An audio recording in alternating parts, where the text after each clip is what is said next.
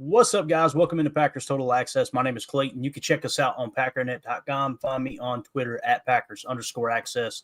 You can email us, PackersTotalAccess@gmail.com. You can text us 865-658-5824. Join alongside Emilio in Tennessee. We got Tim in Green Bay, Wisconsin. Boots on the ground.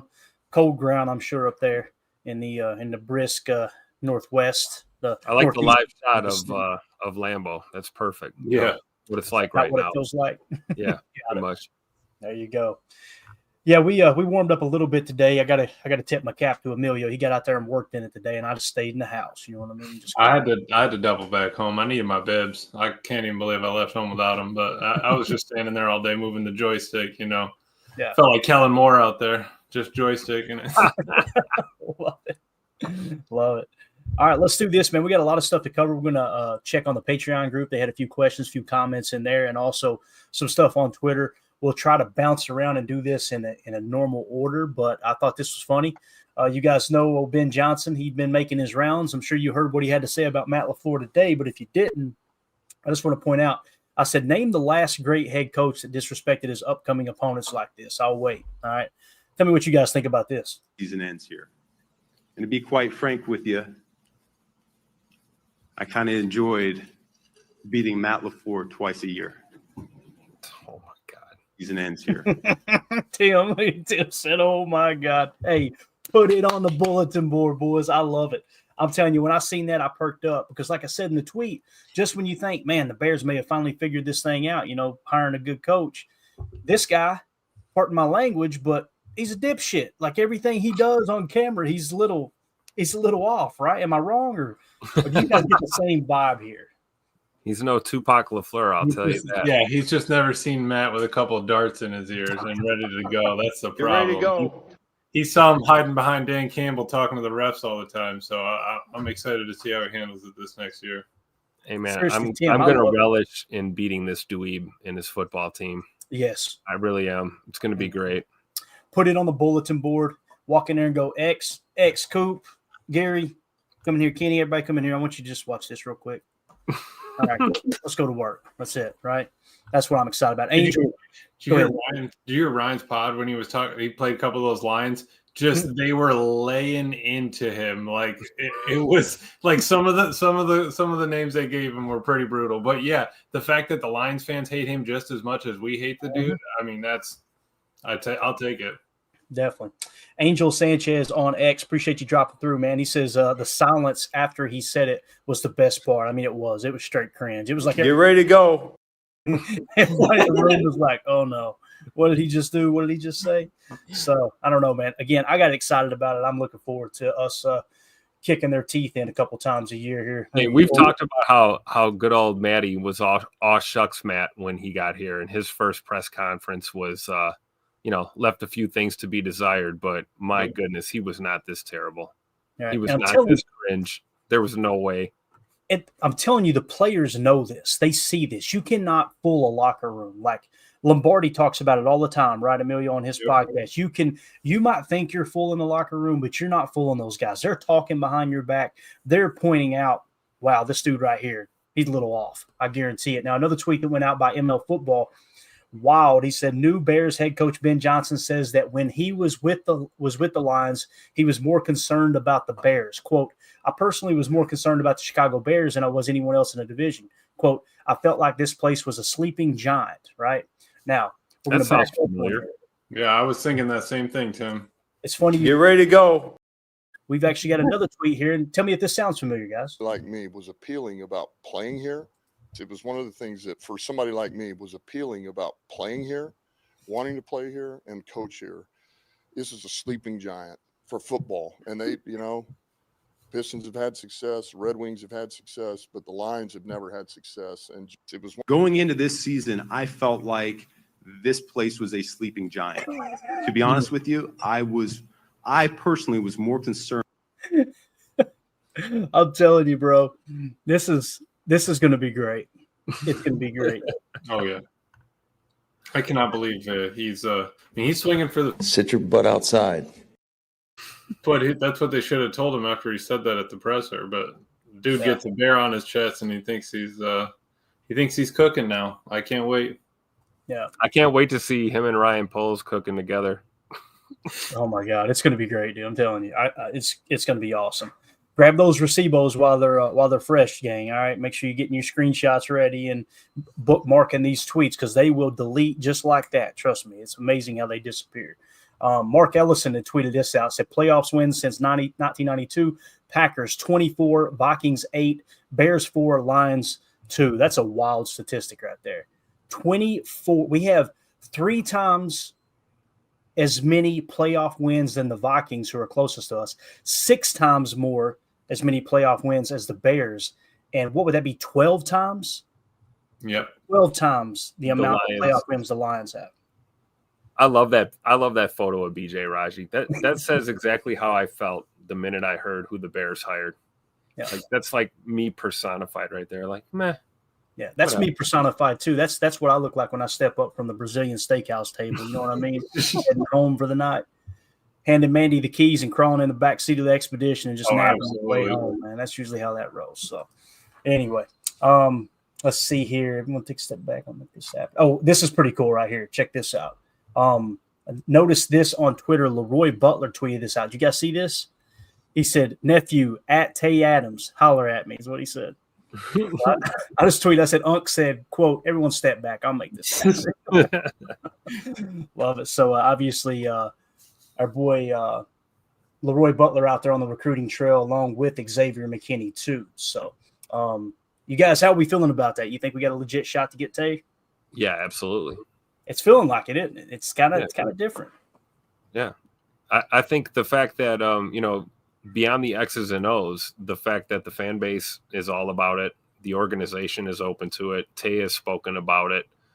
It's literally a matter of, making the deal work out, or if, in fact, the Packers want to, make a legit offer. But, it also depends on, are the Jets willing to trade him? Because he is under contract. I mean, we have to be serious here. He is a New York Jet as we speak. So, but I do think it's in the realm of possibility. I'm still at 50-50 at this point.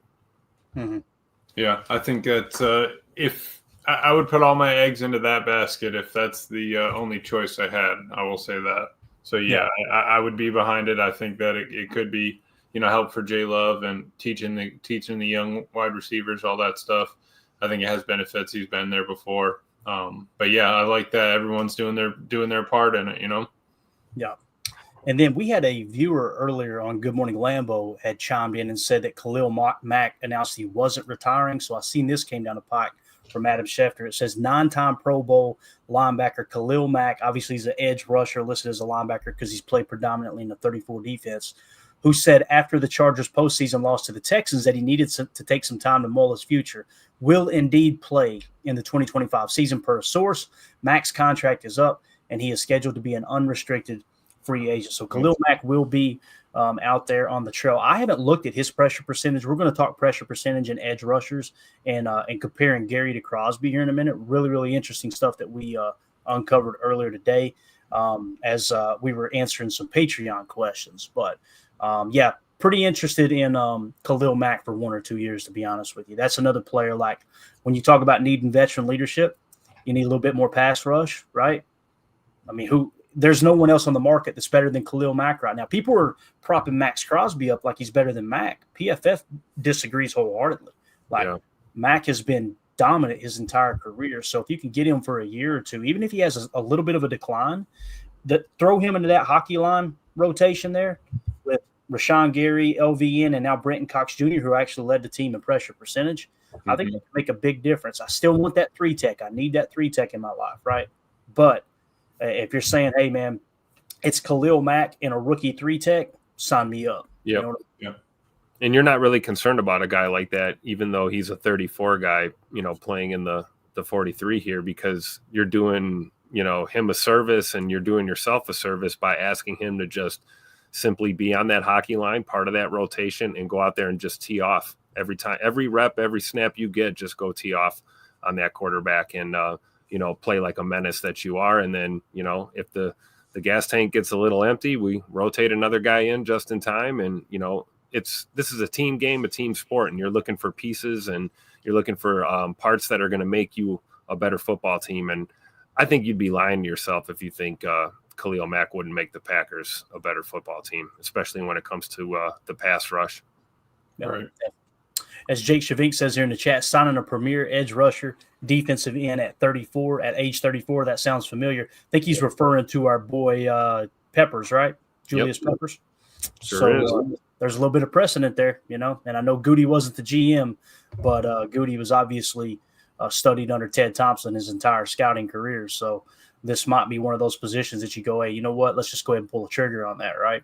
And it could be because they gave themselves enough reps, getting rid of Preston, getting enough reps to the young guys, saying, all right, are they ready to take over on this 4-3 we're trying to run? If not, hey, let's know that by the time we go into the offseason and see what's out there.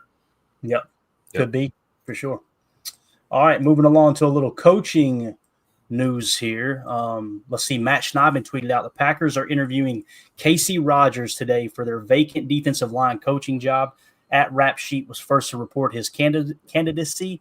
Rodgers is the Bucs defensive line coach and run game coordinator. Tampa Bay ranked 4th in the NFL in rushing yards allowed per game. So it's obvious if you go after somebody like that, you're looking to improve the pass rush, but you don't want to do it at the expense of having that run defense slide backwards, which we were all pleasantly surprised under Hafley. That was the big thing where we were like, the way the media is talking about this one gap approach, man, you're going to be sacrificing in the run a little bit and probably giving up more explosives in the run game, but you're going to get a lot more pressure. Hafley came in here and did totally the opposite.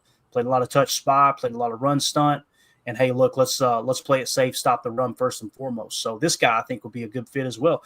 Every one of these candidates that they keep mentioning, along with, like Tim said, Ogabasi, the only reason I would hesitate on hiring or on promoting Ogabasi to just the primary defensive line coach is you've already got him in-house, right? Like we got him anyway. Why not add someone else to come in and help, right? I don't think you can have too many coaches. That's just my opinion. No, especially good ones. And I mean, most of these guys have a background, a history. They haven't been coaching for just 2 years, right? They've been doing it 5-10 years, been up. I think most of them have been up to D coordinator at some point, and then kind of just finding their groove, at their D-line spot or where else. But I do think that, you get in here, you bring a dog ready to go, bring some new energy, new life, and just try to get this front four absolutely cooking. If you need to bring in Mac to do that, we can't pull the trigger on a free agent until we bring in that D-line coach. And he's saying, like Clayton always says, when you come into that interview, what are you going to do with what you've seen? What you've watched the tape on us, what we look like. Who do you like? Who do you have your eye on? That's where I think, we need to get to. Yeah, you got to lay out the game plan, right? And then as soon as you get the job, it's go watch the tape on every single person you're going to be coaching and get back to Matt LaFleur as soon as possible with, hey, like this guy, this guy not so much. Here's where we need a little help, in my opinion. Right. Blake Bean says, defensive line interviews. Help me out here, Tim. I know you got this keyed up for me. What? Get ready. Oh, I thought we were all tired of this already. I'm not tired. I'll never be tired of it, this awkward ass human being that just got hired by the Chicago Bears. Get ready to go. D-line interviews, get ready to go. Get ready to go. All right, there you go. I know there are some people that are tired of it. You're right, Tim. We did get some. Well, this one's for them then. Get ready to go. One more for the road right there. All right, we're going to hit on that, and we'll save this one right here. So we're going to switch up and go over to the Patreon group. Anything else you want to add before we switch into talking a little bit of Patreon questions here, fellas? Didn't Jets took Mike Green, right? You guys hit that? The Jets hired the Aaron Glenn. Yes, they did. That's right. Yeah. 5-year deal. Yeah. Yep. Okay. Yeah, so that's done. And I think they said the Lions will get a 3rd-round pick for him, I believe, possibly a comp pick. Because I think that has to do with the minority hire, I believe. I could be wrong there. Sure. I know San Francisco had extra 3rd-round picks every single year because they were just turning out great coaches like D'Amico Ryans, and obviously they were taking advantage of that new rule that was put in place. But, so let's go to the Patreon group here. And Greg S. had posted this chart, and Greg had already responded. Listen, you got to be careful with some of the numbers, right? And this happens to me all the time. This is not a knock on Greg, but he just pointed out this chart, and it's going to be hard for you guys to see. But it basically what you got is on the left side, you've got the average salary per year running vertically, okay? And then you've got the amount of pressures running to the right. And you'll notice where Rashan Gary is, he's sitting over here. He's obviously in the upper third in terms of the amount of money he's making, right? But you'll notice they got his pressures at somewhere around probably 28, right, on that chart at the bottom. So I immediately was like, dang, that doesn't, what are we even talking about here, right? So I went back and double checked everything. Notice Max Crosby is sitting at about 43 on this chart, okay? And as you go through and look at it, what I did was I did a little background check on it. We'll come back to these other comments here in a minute. And I said those pressure numbers are wrong above. Gary had 52 pressures with a 13.4% rate. And I was like, I wonder where Max Crosby's at. Let's kind of compare, because Max Crosby's one of those names that everybody's talking about all offseason, right? Max Crosby actually had 53 with a 12.3% pressure rate. So Rashan Gary had a higher pressure percentage rate there than Max Crosby. And so Rashan Gary had a 1.1% higher rate than Crosby in that regard. So I'm going to drop this down. We'll come back to the Patreon in a second. Let me go back to this tweet that we have. So I went through and combed through all the stats and kind of done a little comp between Gary and our boy Max Crosby. Check this out, guys. I was pleasantly surprised by this. I said, fun fact, Rashan Gary finished the season with a higher pressure rate of 13.4% than Max Crosby at 12.3%. They both finished with 7.5 sacks, even with Max Crosby having 43 more pass rush snaps at 432 than Rashan Gary had at 389. Rashan also had a higher run stop rate of 18% versus Max Crosby's 14%. And this is all according to Next Gen Stats, GPS tracking on NFL Pro. And you guys know, I've said this 1,000 times, I'll continue to say it. The reason I choose this over some of these ESPN analytics and especially PFF, the beautiful thing about NFL Pro, if we were on the site right now, we could go to every one of these pressures and watch them. We could go every one of these stops and watch every single snap, right? And you can make it, determine for yourself, all right, is that an accurate statistic? But there you go with that. And then there's Max Crosby's as well. And, some people are like, well, he's hurt, Okay, Rashan Gary played fewer snaps.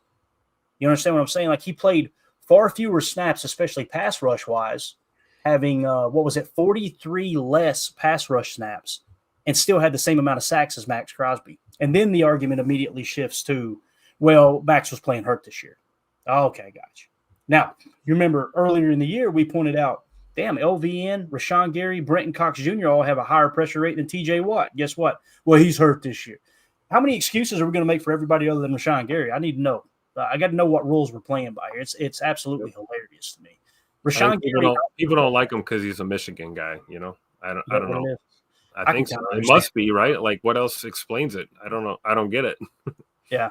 Then I saw a clip. I was scrolling through. I saw a clip of him making that stuff against the 49ers. What, in 19? Yeah. Like, come on now. We can't play like we haven't been excited about Rashan Gary before. You're just mad that the numbers don't look right on the chart. Right. Exactly. So I just wanted to point that out. And again, Greg ended up chiming back in. We'll go off this tweet now and get back to the Patreon group. And he was just sharing what he's seen. So this is, like I said, in no way is a knock at him. And this is honestly, when I seen it, I'm like, dang, man, maybe I'm off here. Let me go double check. And that's why I love the Patreon group. We're always sharing information with each other, and we can kind of get this right. But again, that's what Greg had shared there. So we got that. Trevor Anderson said, people might hate the Rodgers talk, but if so, I don't care. LOL. Looking around the league, I think Rodgers to Pittsburgh would be interesting. Defense is great and could be a contender with the quarterback. And we know Mike Tomlin and Aaron Rodgers absolutely adore each other. As soon as he said that, I haven't thought about it all offseason. I immediately thought that might be a fit. What do you guys think about Rodgers to Pittsburgh for 1 year? See if he can get it done. That would be crazy. If Justin Fields was a backup, you still had Rodgers. It comes full circle to owning Fields, and now he's teaching him how to, that would be crazy. That would be great.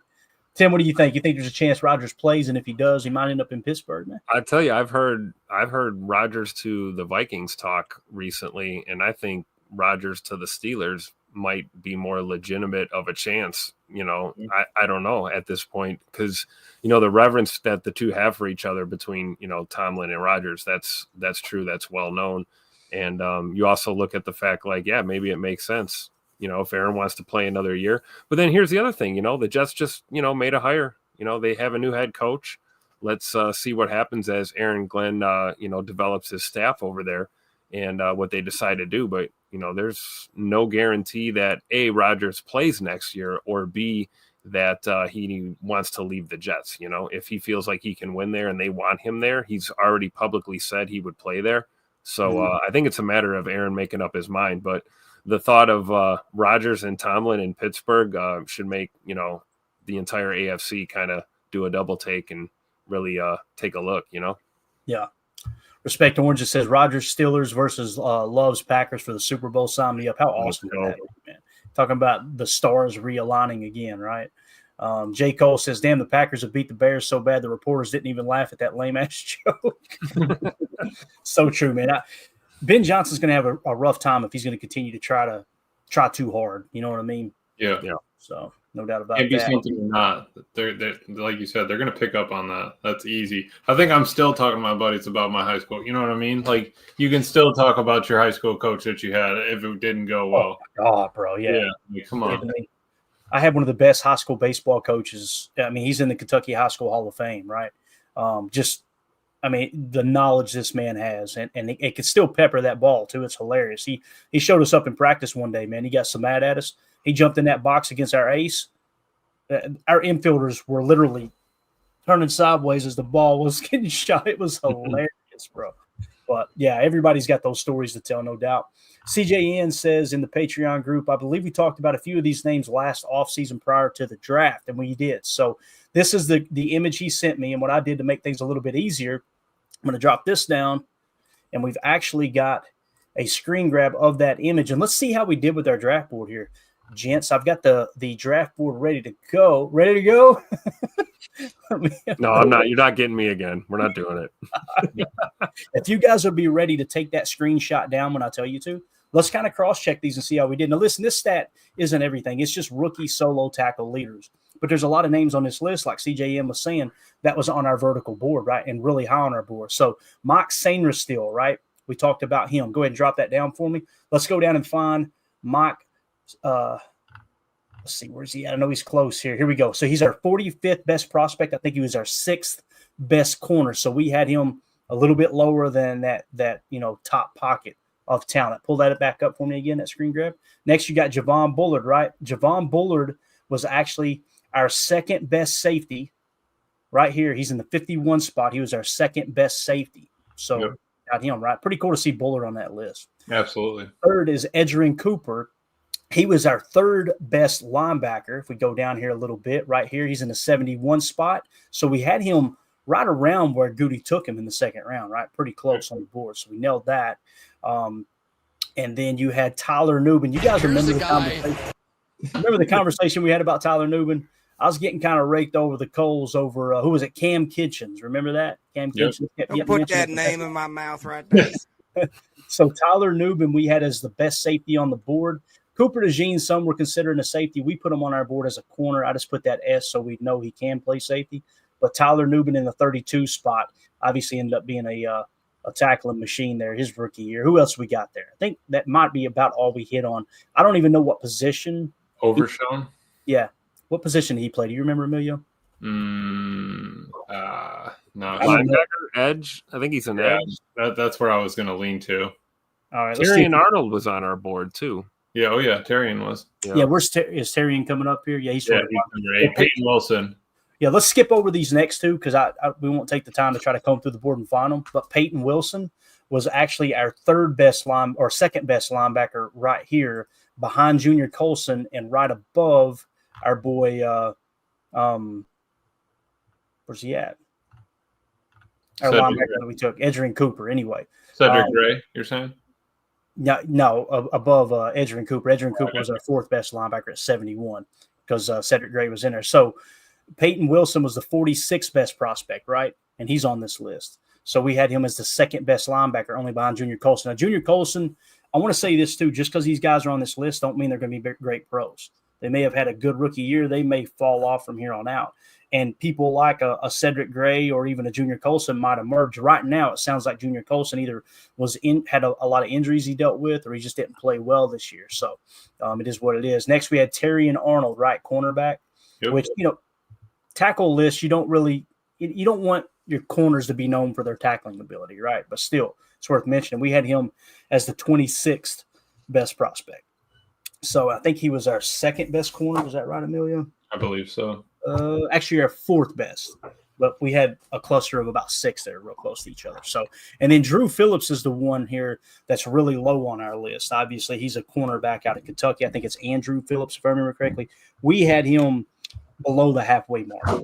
So we kind of missed on him if you were just going off of tackles in that regard. But I thought it was cool as we're putting this draft board together. I know Emilio's been working his tail off on it in the background here, but it's pretty cool to see that we got this thing zeroed in pretty good. You know what I mean? I'm excited about this year. It's gonna be sharp. I'm glad we got it cooking early so that we can get to the nitty gritty and start working some numbers off it. Get ready to go. It's really cool too, because last year I was kind of flying blind, and me being the boomer that I am, I don't know how the hell to work a spreadsheet. I'm just trying to. Emilio came in and was like, Clayton, just move out of the way. I'm going to show you something here real quick. And he put this thing together. It is clean. So we're going to have even more information into that board. We're going to have separate sets of averages so you can kind of see, okay, in real time as a player's drafted during our draft party, we'll be able to cross-check and go, okay, here was his PFF grade from 2 years ago, a year before, last year. Here's his consensus big board immediately following the season, right? Here's his RAS score. We'll know with an earmark of whether they scored 9+, 8+, 7+, or under 7. There's going to be a lot of cool stuff added into the board in real time that we'll be able to – it's going to be a hell of a draft party in Green Bay. I can't wait. Oh, man. Looking forward to it for sure. So there you go with that list. Appreciate CJN sharing that. And, again, I do feel like we hit on a few of those. Let me make sure we got on everything in the Patreon group real quick. And you can go ahead. Yeah, thank you. Drop that down.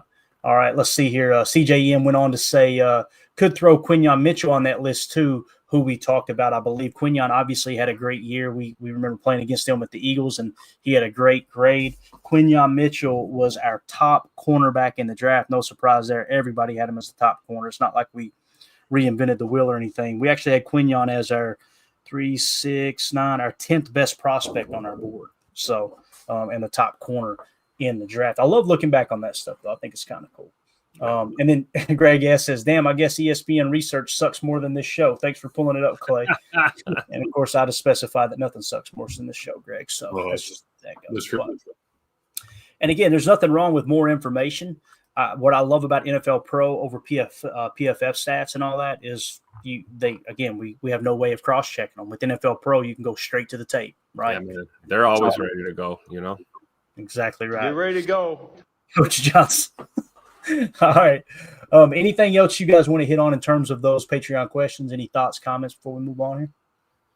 No, I do like the digging. That's the kind of stuff we need to pull up and be able to compare, look at it next year, kind of thing. Now that it's in there, you got a little history. Let's go back and see where Rashan's at next year, because we know we've been talking about him this offseason. We always get kind of a topic, and I think Rashan's on the list this year. Mm-hmm. Yep, definitely. Yeah, it's going to be fun, man. And listen, Rashan has had a down year. I think it's mostly due to how we called the defense and how they really harnessed that defensive line this season.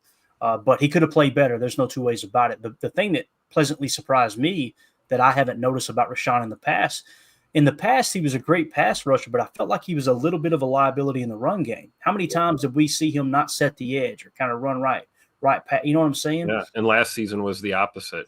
Yeah. He was super effective setting the edge, great in the run game. Yeah. It's just, it's wild. So you could tell they put an emphasis on it. And then, of course, many people were dogging on Gary. And then, I can't wait to hear what Hafley has to say about Gary stuck in this year. And he gets up there and he's actually playing really well. He's doing exactly what we told him to do. He's doing other things in the run game that are less selfish. And he's just making excuses for Gary now. And it's like, the answer is on the tape. Just go watch the tape. Yeah, everything. Watch Gary every snap. And that's what got me so irked halfway through the season, was hearing someone on ESPN Milwaukee go, Gary can't even beat a tight end. I watched the snap where a tight end just owned him. And I'm like, I know exactly what snap you're talking about. And he wasn't rushing the quarterback. He literally occupied the tight end, slid in the middle of the field, and was playing like a mid-spy. And you're one of those tape guys, Clayton. It's like this dude is on a national radio show spouting off, dogging a dude, and then the second he gets voted to the Pro Bowl, oh my God, you should have. It was hilarious. I was like, I got to go to that show. Clicked on it, watched it, and of course, that dude was like, I just don't see what they get. And of course, Chewy chimes in, and Chewy says, Well, I mean, if he's that good in the run game, shouldn't he have more tackles for a loss? No, tackles for a loss isn't indicative of how good you are in the run game. Again, that's a flash play, right? Yep. We're talking about those 3 yards and less, 4 yards and less. You're actually getting the run stop as opposed to let me scream upfield, get in the backfield, get 3 tackles for a loss. Boy, he had an awesome game. Everything that Cam Jordan was talking about last night, Yep. right? And when you don't watch tape, that's what sticks out to you are splash plays and highlight plays and sacks and, all that kind of stuff. Mm-hmm. Exactly. Can't put a teammate grade in stats either. I mean, Rashan is that teammate. Unselfish, will throw it in there kind of thing. Yeah. Holmes says, Clayton, most can't watch tape, don't get frustrated. Yeah, and that's the thing, Holmes. Like, I understand it, and most people don't want to watch tape. That's okay. But come on, don't jump in my mentions talking about you don't know what you're talking about. Gary's a bum. You know what I mean? Not Holmes. He hasn't done that, obviously, but it's like those are the people we're talking about. It's like, yeah, it's true because he's right. Like, if you're not a tape person, not everyone can sit down and watch hours of film and, analyze, plays and things like that. I get it. Well, the last thing you should do then is, throw your name in the hat and try and talk technique and try and talk tape with people who watch it all the time. Right. You just look foolish. Yeah, definitely. Coach Lynn says the Packers did not do Gary any favors either with the D-line coach. And again, in Coach Reb's defense too, Coach Lynn, and great coaches will figure it out regardless, but Coach Reb was an outside linebackers coach in the 34 defense, right? And they just made him the defensive line coach. And obviously he couldn't make that adjustment, right? I think that has a little bit to do with it too, Coach, but I'm with you. Get somebody in here who can maximize the talent that you got on that defensive line for sure. But again, don't get too crazy, man. If it comes down to the same thing it did this year and you got, hey, you can have a top 5 run defense, but you got to sacrifice a little bit of the pass rush, sign me up, man. Because you're going to make teams – you're going to force them to make plays down the field, right? Well, because eventually you're going to get into those pass rush scenarios. So we just weren't able to get ourselves, into those 3rd and longs. We were in, 3rd and shorts a lot. But are you not happy with the defensive performance this year? I mean, is top 10, not good enough? I'm not. That's where it's like we always have to chase numbers. We had to double-digit wins. Our defense is, top 10. That's big. Those are big things. Yeah, definitely. 2-0 for this says people don't realize how limited their, quote, tape is when they watch the game when it aired, and that's it. I'm telling you, man, we get on our post-game show, and I say it every time. People ask me questions. I don't know. I'll have to watch it again. Because in the heat of the moment, I'm charting the game. I can't watch specifically what's their assignment, all that. It happens. The same thing that a coach is going to say post game, right? Right. And hey, I got to watch the tape. Appreciate the question, but let me take another look. Yeah, and those fans will hear him say that and go, I'm so sick of Matt LaFleur saying he's got to watch the tape. Everybody's seen what happened. You're missing it, man. I'm telling you, you're missing it. Like it's a lot more to it than, I know you caught those 4 snaps after you went and got you a cold beer and some pretzels, but it's a lot more to it. It really is. I know this because when I sit down and watch a game on a TV copy, I can't see hardly anything. Yep. And I'm intentionally trying to take my eye off the ball, and I still miss so much. I really do. And then when you're in the stands, it's a whole different experience, right? Because it's even more difficult. Right. I find myself watching games back 2, 3, and 4 times more than normal when I'm there, because even just watching it on TV, you get a little bit more perspective. But when you're there in the stands, man, it's really hard to just follow play for play. Yeah, no shot. Yeah, and I always try to get my seats up high. Like when we went to Tennessee this year and watched them play the Titans, what did? We went caddy corner in the corner of the end zone, up high, as close to what you could kind of see the coordinator's view. When I go to Lambeau, I always sit. My section is 620. And where the Lombardi clock is, you go in that entrance, take the elevator up. We're there in the box, front row. And that way it's like, okay, bird's eye view. And I still can't tell everything that's going on. Right. Most of the time I'm going, man, did you get his number? Because I'm half blind with my old age, right? She's over there trying to help her brother out. Josh Martin with the super chat says, fans pre-2024, we're getting gashed through the run. Stop the run. Fans 2024. Why are we focusing on stopping the run? No pressure. Run D is key to win. It's so true, man. It's the same way with the whole run the ball, and then when you stop, remember I said that I was like, don't complain when we start stopping the run, and then the pass rush kind of suffers a little bit. Yes, and here we are. It's you've got to give something up. You've got to. You can't just stop everything. And every game, there's a different game plan. I know it goes without saying, but it's so true, man. It matters. It really does. Greg Rice says, do you watch each player on each snap? Here's how I do it, Greg. I don't have time to watch every single player. Like when I go back and watch the tape, my goal is to watch every snap at least 3 times. That's every snap, not every player snap, but every snap 3 times. Okay. And typically what I'll do is watch the fronts, watch the mids, and then watch the secondary. That's how I like to watch the tape when I go through in my saturation. This year, most of the time, I feel comfortable saying all but maybe 2 games where we were traveling back and forth. I watched every snap 5 times. So that gives you a little bit more. This guy had a big game. Let's key in on him. This guy had a bad game. Let's watch him type thing. But, yeah, I can't watch every player on every snap. But the beautiful thing is with NFL Pro now, you can go back and do that.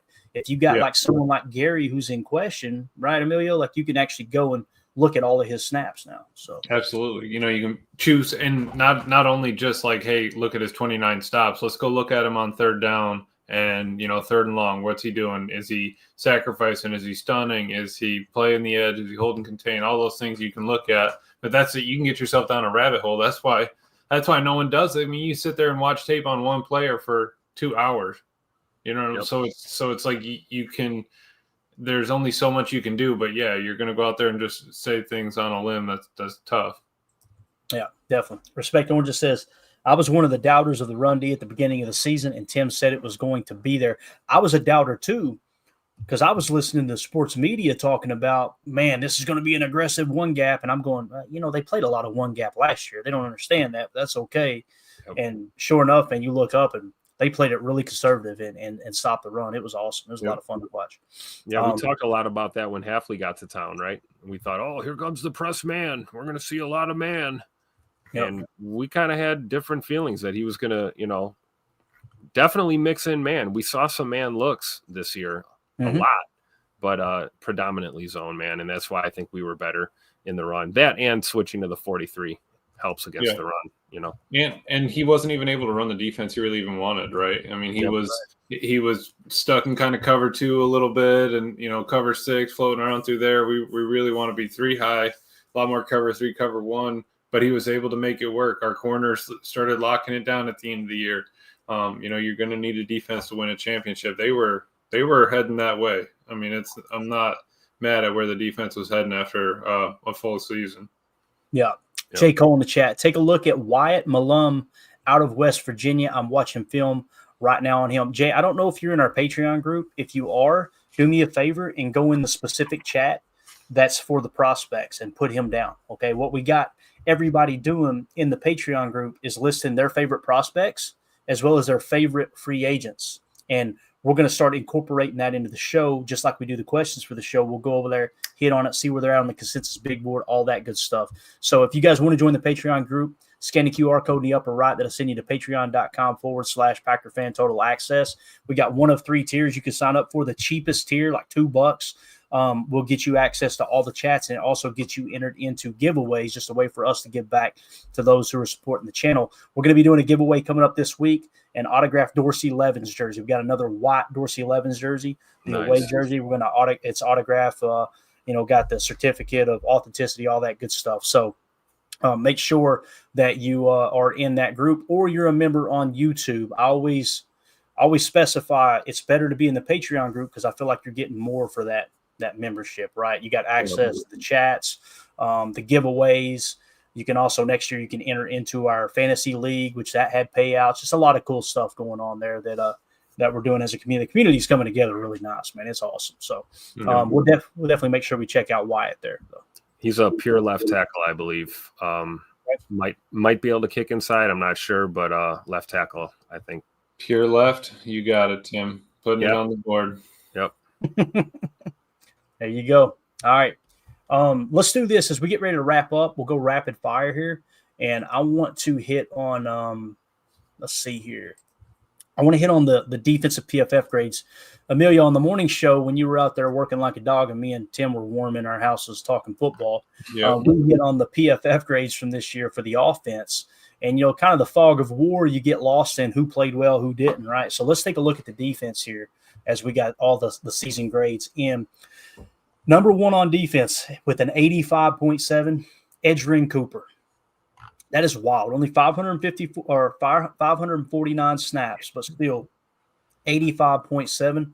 Guys, he had a higher PFF grade than Xavier McKinney, who had an 84.7. That really surprised me when you finally look at the final grades. Run defense grade 77.4, tackle grade only a 57.2, pass rush 90, coverage grade 77.3. Let's freaking go, boys. I'm telling you, we got our mock of the future. I'm so excited about it. Yeah, and he can do it all. And the fact that he showed it, I mean, yeah, it's only 600 snaps, but I mean, dude produced. And I'm glad that we talked about, I'm glad we scaled him into it. And the fact that he ended up at the top of the board by the end of the year is unreal as a rookie. Yeah, definitely. I love it. Frosty, baby. Let's go. Second on the list, Xavier McKinney with 1,125 snaps, had an 84.7 grade. His coverage grade, 90.2. Listen, I'm telling you, I've said it all year. Joe Barry's pissed off. He's like, you mean to tell me you gave me Jonathan Owens and Darnell Savage, and the first year I'm gone, you put Xavier McKinney and Evan Williams in that secondary? You know ready to go. And he did go, didn't he? He went right down to Miami. So another one here, boys, Zane Anderson. And here's a guy who's going to be a free agent, right? Here's the guy. Perfect drop. Yeah. Only 122 snaps, but guys, 80.8. Am I wrong for thinking be a little bit aggressive and try to get Zane back in here? A little bit aggressive, maybe. Give me a number, Tim. I need to know what's the max you're willing to pay for Zane Anderson to be back on this roster. Oh my God. What was he at last year? 75K, $800K, something like that. something like that. 850, something like that. He was on that minimum wage, bro. Yeah. I don't know. One year, 1.2, something like that. Dang, Tim. Okay, gotcha. I mean, you're saying be aggressive, right? I mean, I don't know. He showed he can play safety, man. He's not just a special teamer. Yep, I agree. What do you think? He kind of plays with that fire because he finally got a shot. You know what I mean? So, you think he might get a little bit of a bag and just lay back a million? Yeah. Kick his feet up and just be head on punt team. No, we just give him a pay cut and tell him run it back. Come on, let's go. Yeah, I'd say they'd probably go after him for under 3. Mm-hmm. Wouldn't be bad. I wouldn't go above 3. That's where I'm at. I'd say like a 2-year deal worth $6 million, maybe 3 of it guaranteed. You know what I mean? That's and just try to, because you got a special teams guy, you got a guy who proved he can play safety in a backup spot there, right? I don't know. I'd kind of like to have him back for somewhere around that price. Now, here's the other thing: he may hit the market and come back like Tim's saying. He may hit the market and there be nothing there, and we get him back for a minimum, little $100,000 guarantee or something like that, right? That could be the case. I don't know. I didn't plan on spending that much time on Zane, but every time I see his name, I'm like, he's a real person now. We know this. I'd like to have him on the roster next year if he's not too expensive. Next in the 4 spot is Jair Alexander with a 75.2, had a coverage grade of obviously he had a good year, right? Not Jair's best year, but the big thing is this right here, right? Paying all that money, only 361 snaps. We talked about Ja enough. I just want to point out he was our 4th highest graded defensive player, right? Because some people just want to kind of kick him out the door. I think there's a 50% chance he's here, a 50% chance he's gone is kind of where I'm at right now. But we can't neglect the fact that he, played pretty damn well when he was on the field. The problem is he just wasn't on the field. So I think if he's back with the Packers, there'll be a restructure. And they may be able to restructure that contract with some incentives in terms of how many games you play, something like that. That would probably make sense for the Packers to keep him around. But we'll see, though, man, because some of the trade rumors starting to swirl, whether you believe them or not. Somebody's putting a little bit of information out there to get the pot stirring. So Rashan Gary, 5th best defensive player on the team, according to PFF, 73.0. This is that run defense grade we're talking about. Run defense, 72.8. His pass rush took a dip at 66.7. But again, we showed many times where it just kind of felt like he wasn't really turning it loose, right? He was the whole defensive line was kind of playing with a certain level of control to keep that run contained and also keep the quarterback from scrambling. So I think you'll see that number go up next year, boys. What do you think? Oh, yeah. I do. Yeah. I don't know how quickly or how rapidly, but I do think you will see a higher number for sure. Right. I was going to say I have a better feeling about Rashan's numbers going up this year if we were going to try to pull, that number thing we did with Kenny last year where we all got smoked. I have a better feeling on Rashan coming up this year than I did, with Kenny last year for sure. I do too. And again, pressure percentage over 13%. 10 is like when you hit the 10% mark, you're like, okay, this is an effective pass rusher. He was at 13%, 7.5 sacks is where he finished.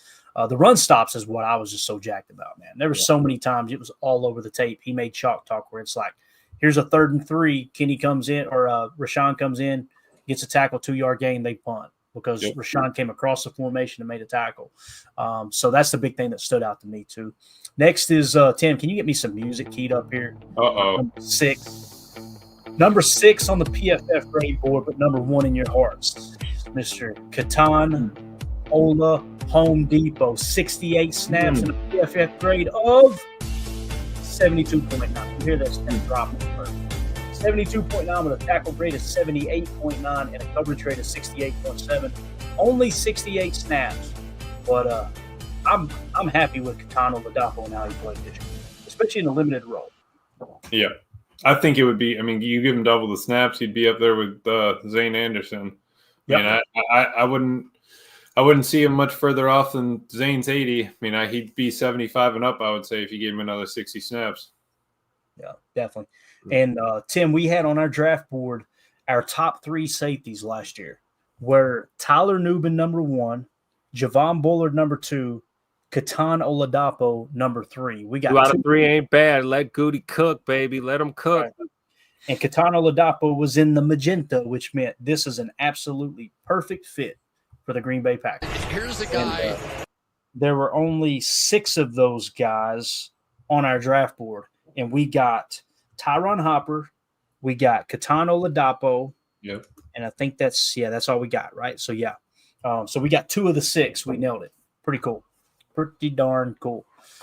Next, Evan Williams as a rookie, 533 snaps, 72.5 PFF grade. Man, I think it's just awesome that you got all of these guys that we're talking about. If you do get Zane Anderson back in-house, you got Katan Oladapo for 3 more years, Evan Williams for 3 more years, Xavier McKinney for 3 more years. You shouldn't even look at safety in the draft unless on, when your pick comes up and you look up and you got a guy, this dude is 2 tiers higher than everyone else on the board taken, I think we're good at safety. What about a safety that we turn into a slot corner in the NFL? Because I've got a short list of like 6 or 7 safeties that I think might be on the board in those mid to later rounds. I'm just saying. I like it. Just a thought. There's precedent, Emilio. There's precedent. What we do with Bullard, right? Hey, I mean, you take the guy and you make it happen. But I mean, I think Tim is onto something. I think that we can move him around. If we tried Kalen King, if he was going to be a dog and we were going to play him, he probably would have came up and gotten some reps, right? So if it's not going to be Bullard, or if we're looking for a backup, I'm not opposed to that at all. And working with tweeners is kind of what the Packers like to do. I mean, it just sort of happens that way sometimes. Definitely.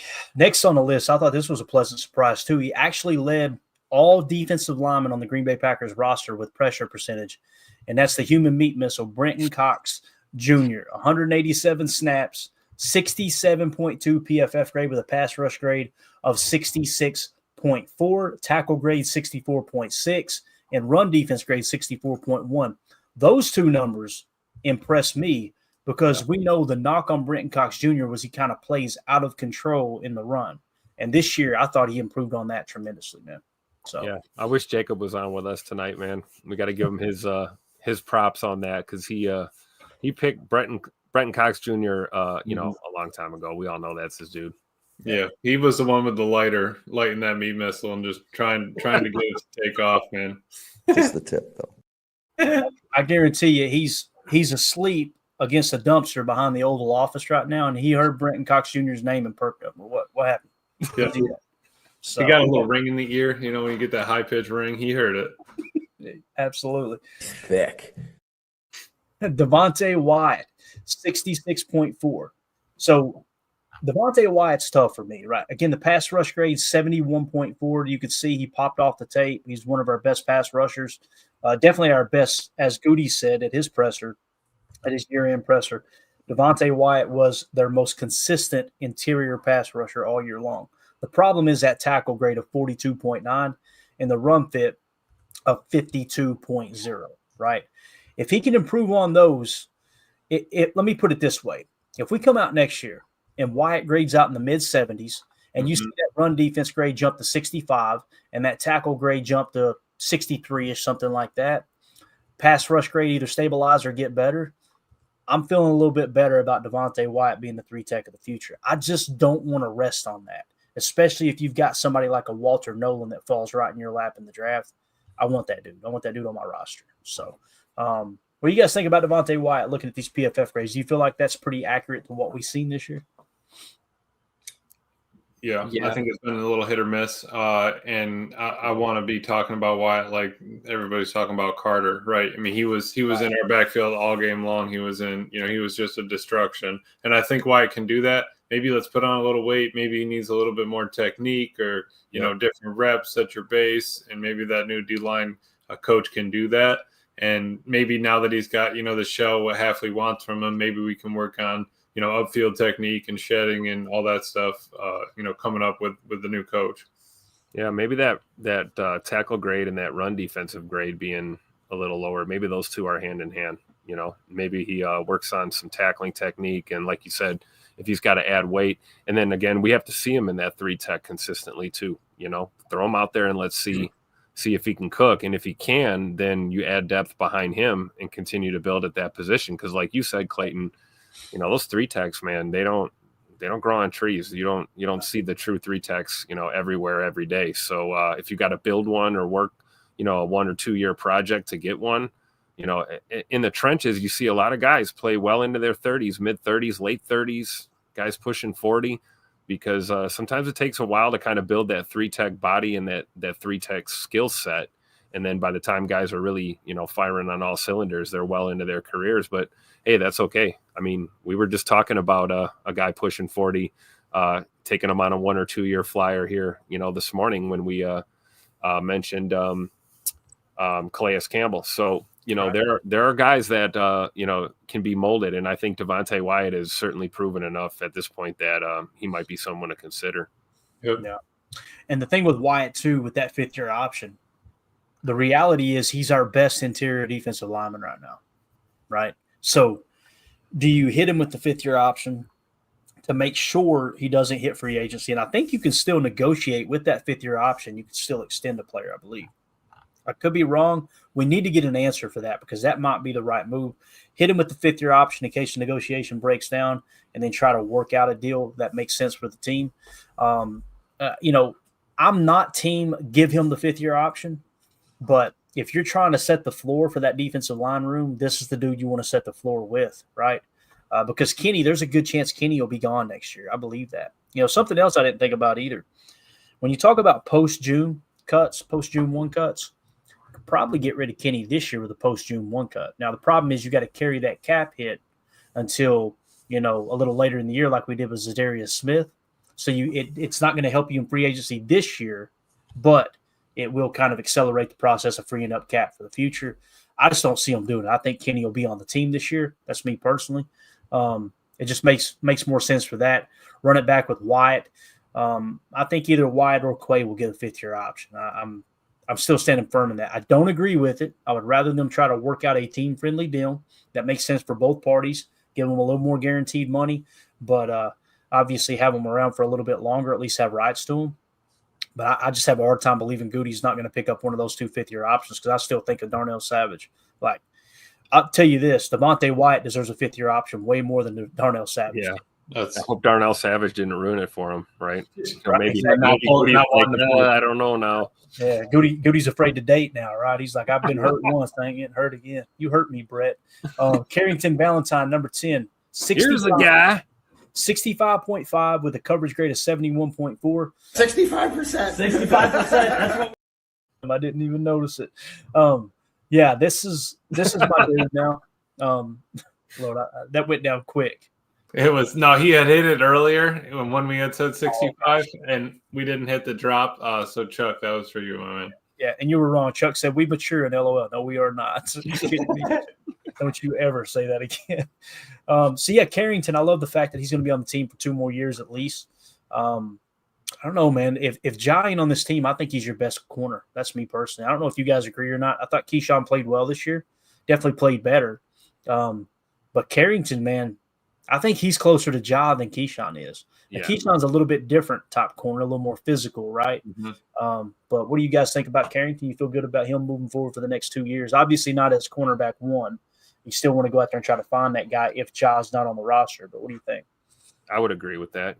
Behind Ja, if there's no Jair, then yeah, that's CV's your cornerback 1, and then Keyshawn's 2 probably, and then Lord help us after that, I guess. But either way, you've got to find a corner. Like I said, whether that's a safety who can play slot corner in a pinch, or a boundary guy that can kick the safety. I don't know, but somebody, we need depth at corner for sure. I don't think we need to panic and take a corner in the first round like I've heard suggested, but there is some corner talent in the draft. And we took a look at the free agent market. There's a couple of names, but I think Valentine, I think really highly of Valentine. I think there's things he needs to work on, but in year 2, man, he really hit his stride. He showed flashes his rookie year, but last year I thought was kind of a coming out party for him. And it had to be because we had no Jair for half the season. So, right.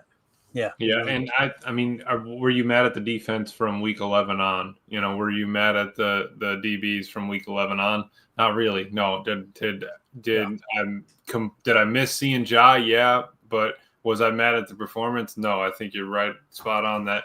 Carrington at the moment's our best corner. Well, I wouldn't be mad at him being number 1. Definitely a solid number 2, right? But you look at the difference between him and Keyshawn. Check the coverage grade: 71 for Carrington, 60.7 for Keyshawn.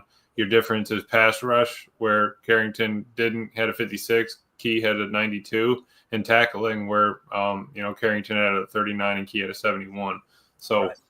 That's your biggest gaps right there. If he didn't have that, would Keyshawn be up that far? And if Carrington made a couple more tackles, would he be down that far? I think that is something he's got to pick up on, run defense and tackling and all that. But maybe we get front forward, the rush, he wouldn't have to worry about throwing his shoulder so much. Right. And when we're talking needs, Carrington, Valentine, you got Keyshawn Nixon at corner. I personally think we need 3 corners added to the roster. I think you could add a starter to the roster and have plenty of room for him if Ja is not here. And then 2 backups, right? And probably one of those backups needs to be a slot, right, Tim?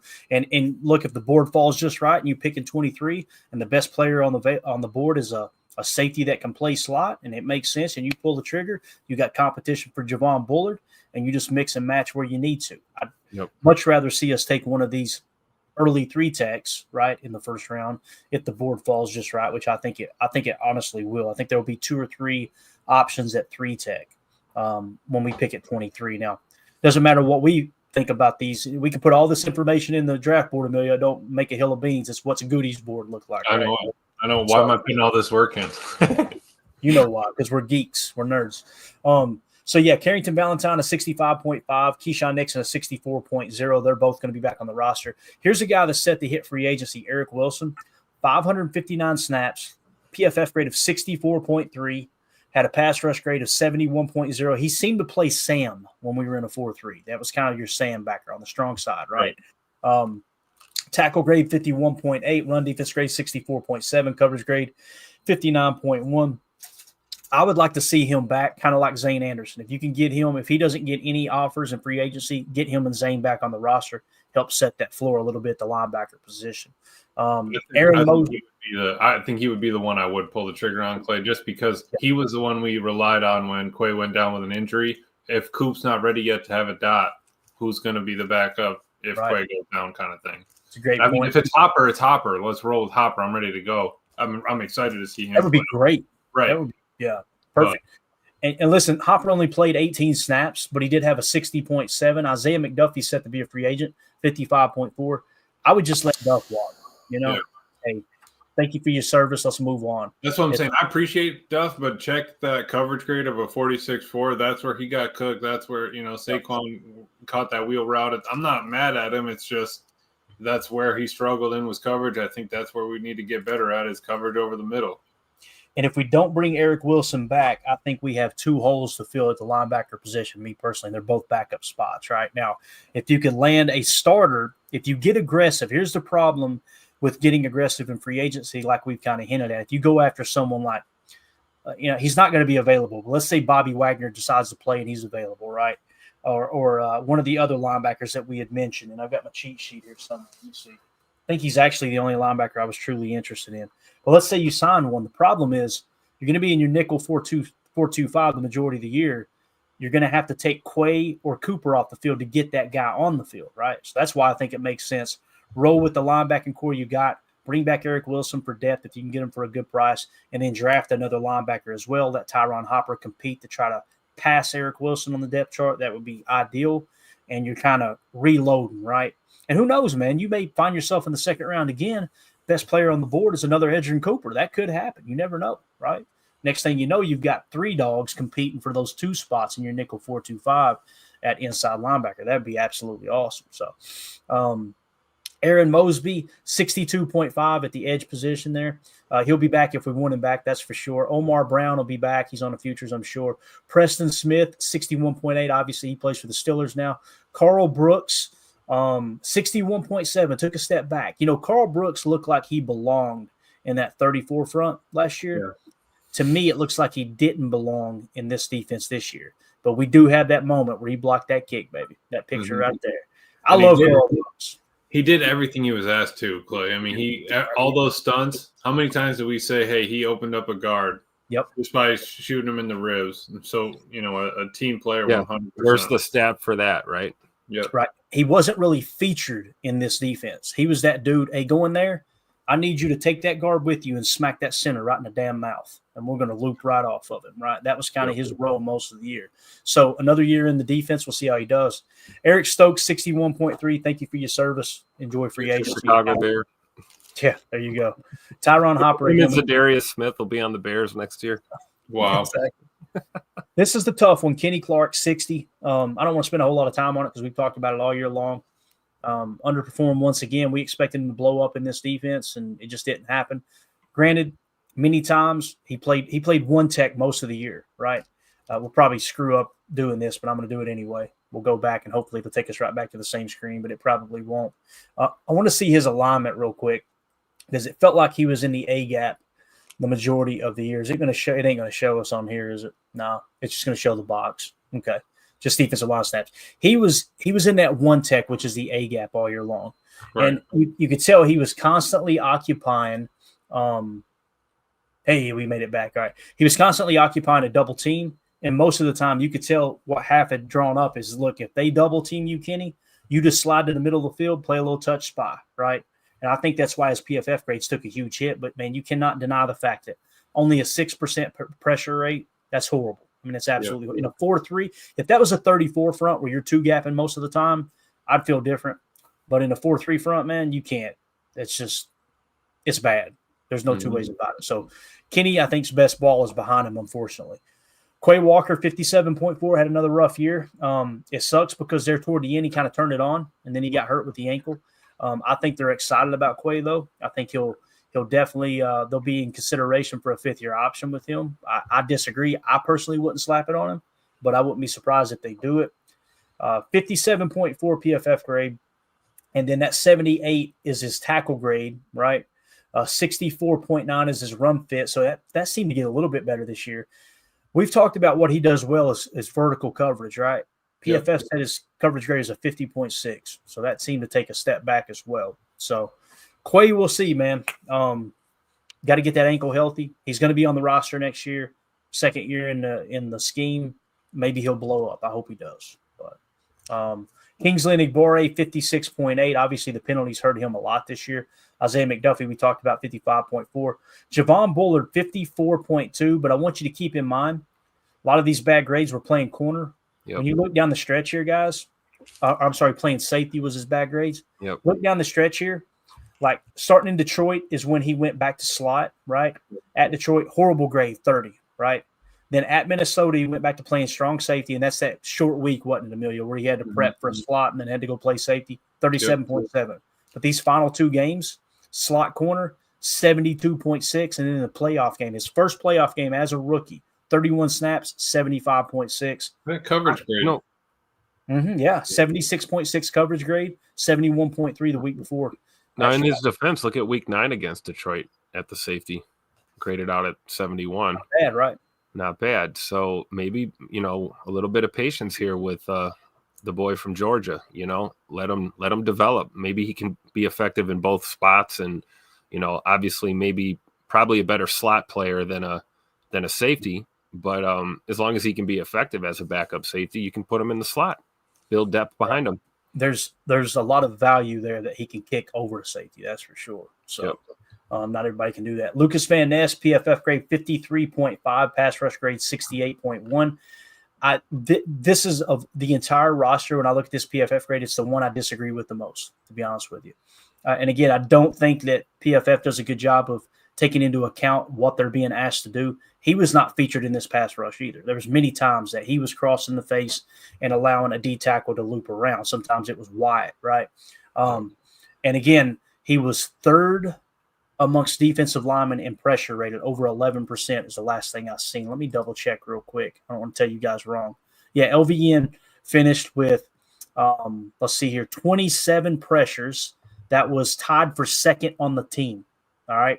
And he only played 39% of the snaps, had 11.2% pressure rate, and had 3 sacks on the year. So I think he's going to be fine. He also had 19 stops as well. And when it comes to run D snaps, he only played 158 run D snaps. So I'm holding out hope for our boy LVN. I think he's going to be fine. I think that the more snaps he gets, the more comfortable he's going to get. How did he play down the stretch? Did he get any better at any point here? I mean, that's pretty steady right here, right? Starting in week 12, 82, 68, 68, 61, 61, 56, 65, then a 55. Like, those aren't bad. Mm-hmm. If you were to just, figure up, and I don't know exactly the formula they use at PFF, if you were to take week 12 through the wild card round, he's probably grading out in the 70s, to be honest with you. So at least the upper 60s in that regard. It's these 30s that got him, right?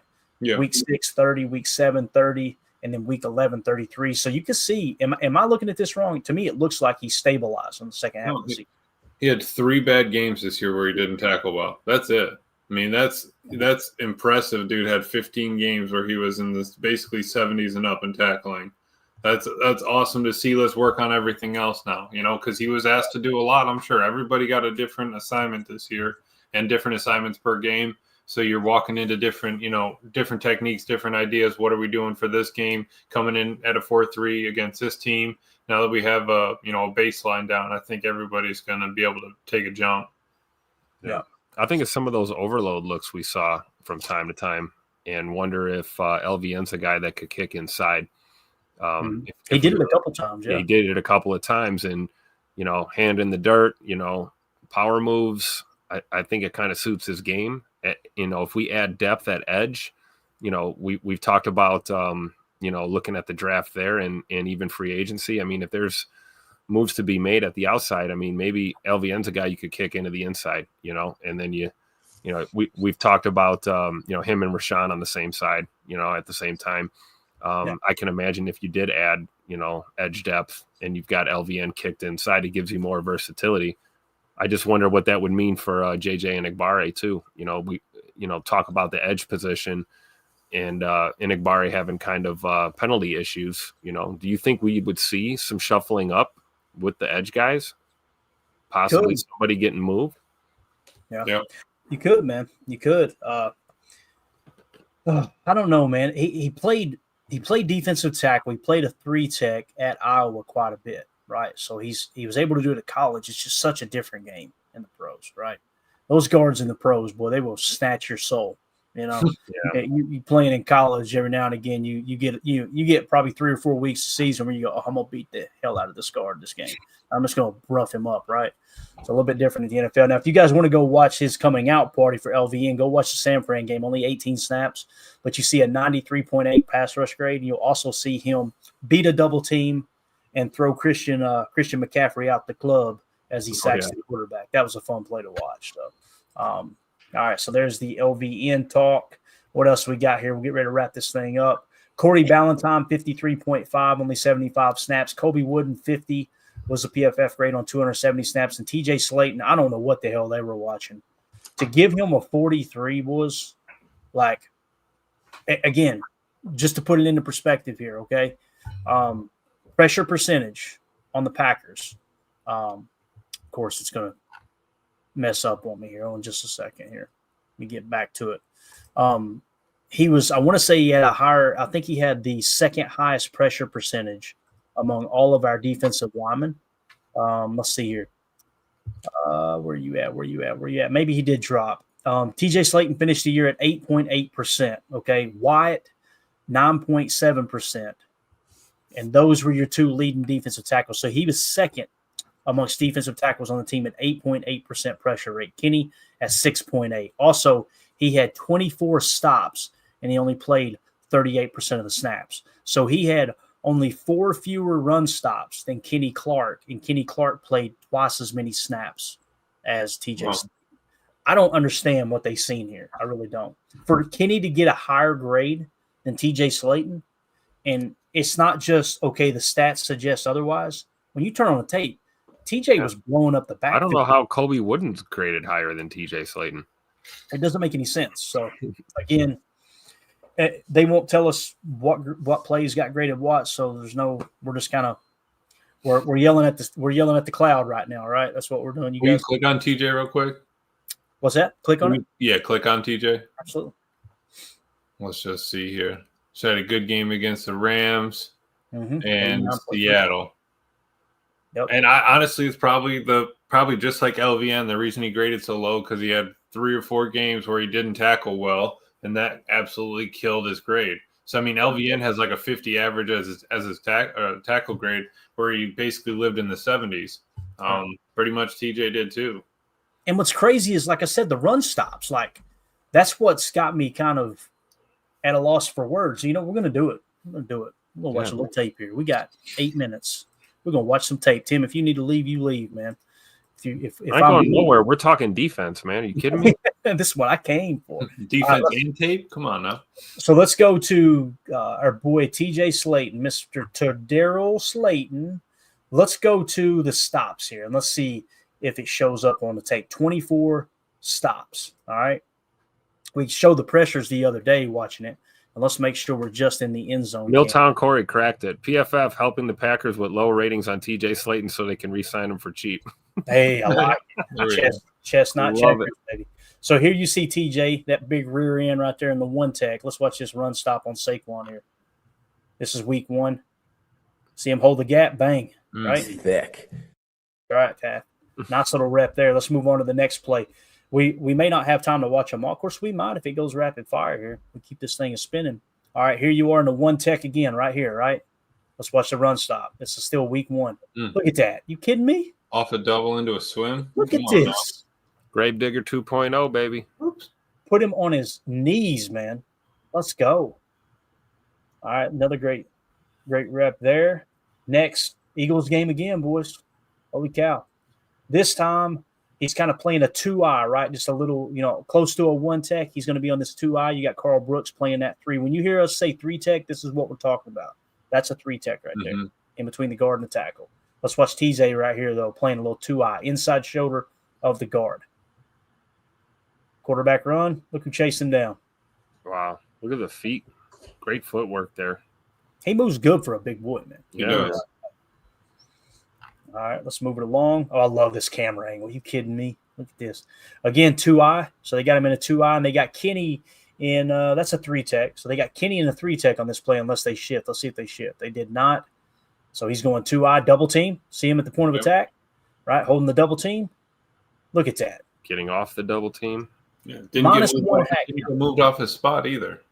Right. That's what I'm saying. -1 hack count and still made the play. Yep. Look at this.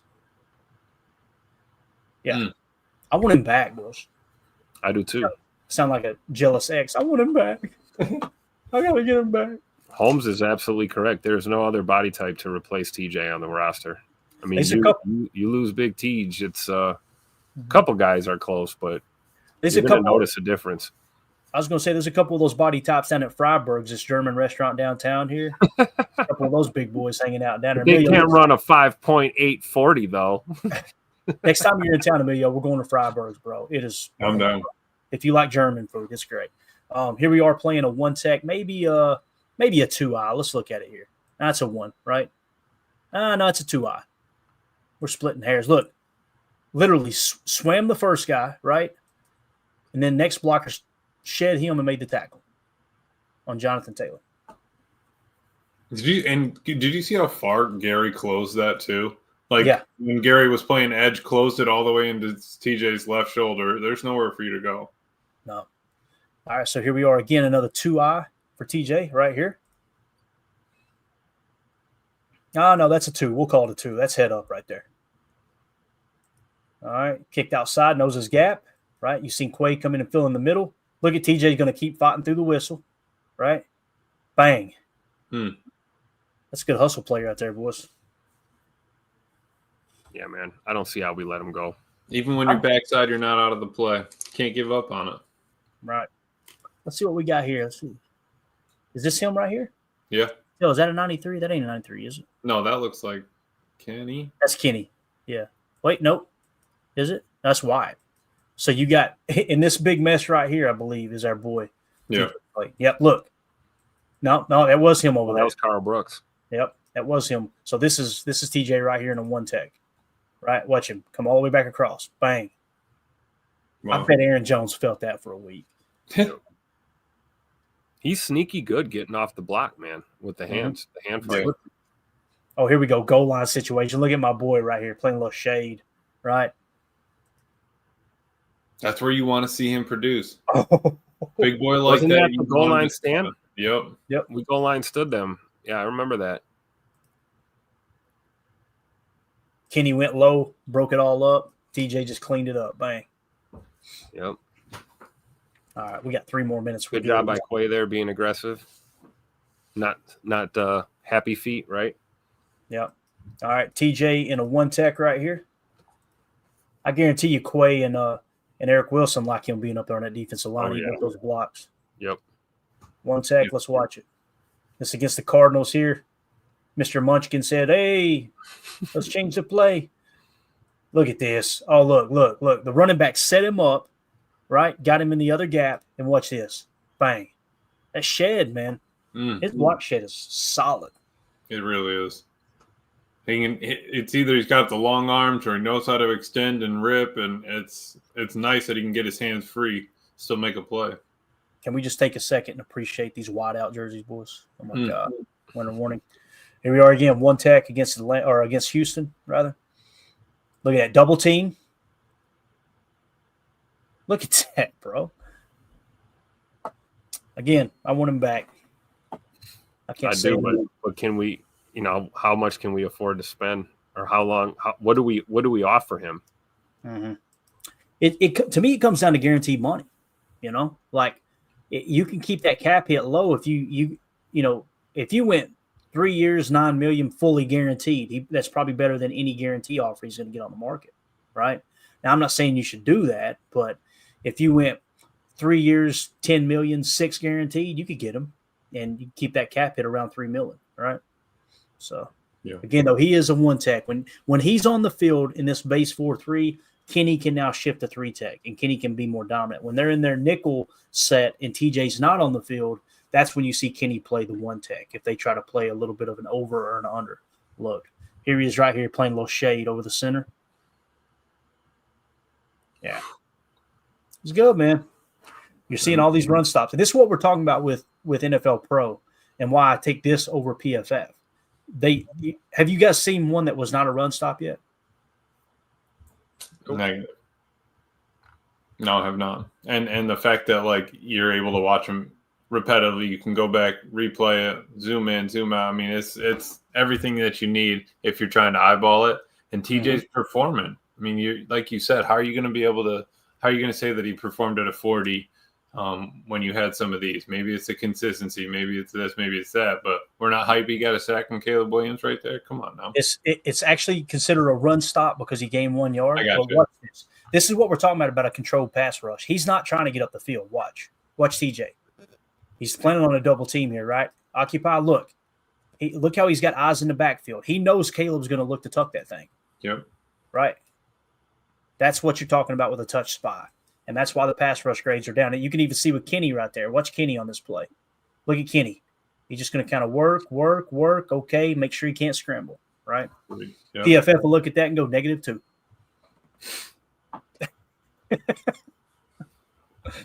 All right, we're at the 120 mark. We'll get out of here. Let's watch one more. Look at him playing nose right here.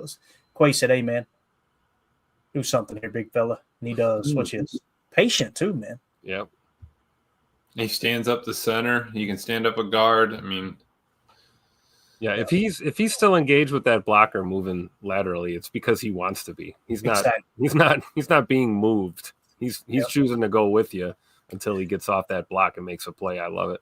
And this is that zone play, right? Look at the whole offensive line moving that direction. Look at the lateral quickness that TJ shows right here. Watch this. Yep. And then patient, bang, off the block, helps make the tackle. Great rep there by Quay too. He's definitely a get off the bus guy. There's no doubt. Oh, yeah. We'll watch one rep against the Lions. 0, right? Playing a little bit of a shade. Yeah, it's a 0. We'll call it a 0. Look at that. Come on. I need that dude on my roster. Need him on my roster. Now, who was that? Who was trying to block him there? Oh, no, that's all right. What is it? No, here we go. Look. Who was that? Panay Sewell? He just dog walked? Who was that? Let's make sure. Here's Sewell right here, right? Right okay, tackle. No, so, okay. So it'd been the guard. Now, actually, Ragnow, right? Because Ragnow's trying to seal it, right? There's kind of a little pin there, and then he's looking to seal off the backside with the backer. So, yeah, he fights through a double T and just wham. Yeah. There you go. These aren't his highlights. Greg Rice was asking. It's not TJ's highlights. Those were just run stops, right? That's just run stops. And what that's been explained to me as, like you hear tackles for a loss, obviously it goes without explaining, but with a run stop, the way it's explained is it's either 4 or 3 yards or less. So it's like those run plays where if you run the ball and you only get 3 yards, that's not considered a success, right? So these are those plays where the defensive line or a player in general is making those stops at 3 yards or less. And the reason that's important is because you see these high tackle numbers, you think, oh, he had a great year. But if the average depth of tackle is 5, 6, 7 yards for a linebacker, that's not good, right? Yeah. So you can have 100 tackles and look great on the stat sheet, but if it's not a run stop, you didn't have a good year, So that's kind of how I've always looked at that. But all right, boys, any parting thoughts? I think we got a lot done tonight, man. This was fun. Yeah. We didn't even get into prospects or anything like that. And we got, reviewed all the Packers grades. I like that. Defense got better this year. We have to be happy about that. Halfley's gotten better, but let's see what happens when we bring in the new D-line coach.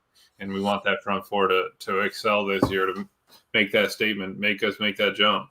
Yep. Yeah. I agree. I'm interested to see Halfley and his system with another draft, another draft under their belt. Some new weapons and some more depth, man. I think if we do it right, man, we got a really good chance of getting over the hump here for sure. Yeah, I agree. All right, guys, that's it. Appreciate everybody hanging out with us. This is a lot of fun. We'll be back in the morning for Good Morning Lambeau, 8:30 a.m. Central Time. Shout out to Josh Martin for the super chat. We appreciate you, buddy. Shout out to the entire Patreon crew. We're going to start tomorrow morning hitting on some of your all's favorite prospects. We'll show where they're at on the consensus big board, and we'll also hit on their PFF grades as well there in college football. So if you want to get your voice heard on the show, just join the Patreon group. Go to patreon.com/Packer Fan Total Access. If you're a member of one of the 3 tiers, then you get access to all of the chats, and you can get your prospects listed in there as well. So, Tim, Emilio, appreciate your time, fellas. Absolutely. Thanks for having us. All right, hit me with that Ben Johnson one more. Get ready to go. And we go. We out. Bye, guys.